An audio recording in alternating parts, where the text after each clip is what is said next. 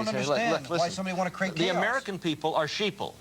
In fact, there was a statement made by H.L. Mencken. He said, one can never underestimate the intelligence of the American people. Am I talking about you? Well, if you're watching this program, there's a reason that you hung in there. But we've got the message that you're not going to hear on the major networks. That's what Millennium 2000 is all about. It's only taken these men and myself 32 years. And Jordan, how many? 35. Ladies and gentlemen, it's taken these two men that number of years to really understand this. I've only been in this for the last 7 years, and I've studied a lot of material from around the world. And in that regard, we may want to look at a number of publications that you can get at any number of bookstores are available that you can use to verify that we're not nutso.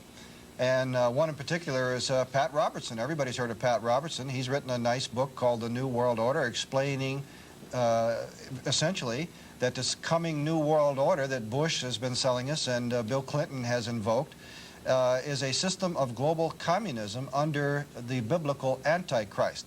So his book, The New World Order, is very good, but as well as that... Well, wait a minute. Now, you say global communism. It's really commu-fascism or commu-Nazism. That's correct. And this is the government's control over the people, rather than the type of government that we instituted, which was the people's control over the government. That's correct. So I'm in favor of dissolving the United States of America, to abolish the United States, because we are all obligated to pay off the debt, the national debt, to these international banksters. Now, that's the bottom line. That's the bottom line is money. Yes, the banksters.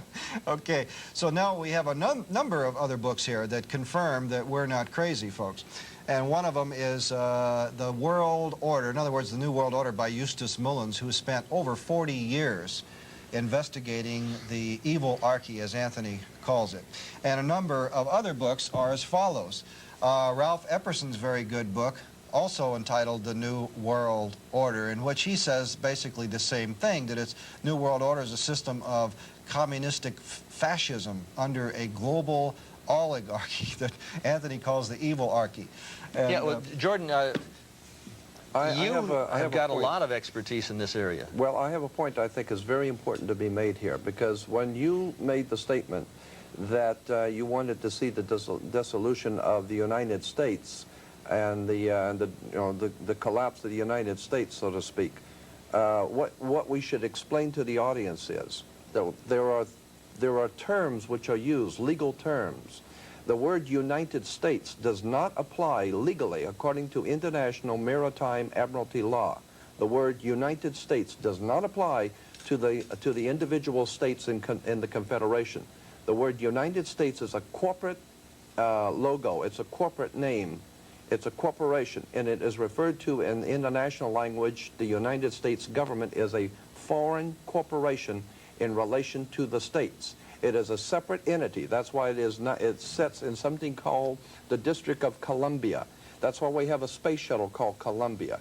It goes back to the old Columbian faction of the Illuminati, founded in this country in New York, the Empire State. So I'm saying that there is a corporation, and according to international maritime admiralty law, all corporations in the world must have a president and a vice president and a board of directors. That's why we have a president and a vice president. Legally speaking, he is not president of the various states according to international law. He is president of a corporation set up in something called the District of Columbia.